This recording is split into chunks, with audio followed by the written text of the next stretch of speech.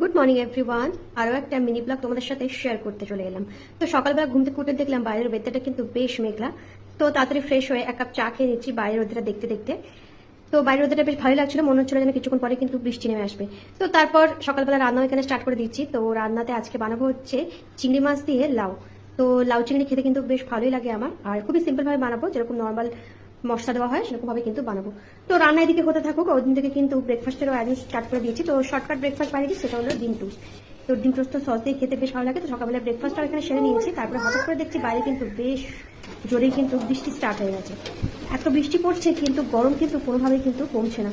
তো বাইরে কিছুক্ষণ বৃষ্টি দেখছিলাম, তো এরই মধ্যে তাড়াতাড়ি করে স্নানটা সেরে নিয়েছি। স্নানটা করে চলে গেছিলাম পুজো করতে, যেহেতু বৃহস্পতিবার ছিল। আর বৃহস্পতিবার পুজো করতে কিন্তু বেশ একটু সময়ও লাগে, আর এদিকে রান্নাবান্নাও কিন্তু সমস্ত কিন্তু কমপ্লিট হয়ে গেছে। তাড়াতাড়ি করে কিন্তু ঠাকুরের পুজোটা সেরে ফেললাম, আর পুজো টুজো করতে করতে দেখি প্রচন্ড জোরেই কিন্তু বৃষ্টি স্টার্ট হয়ে গেছে।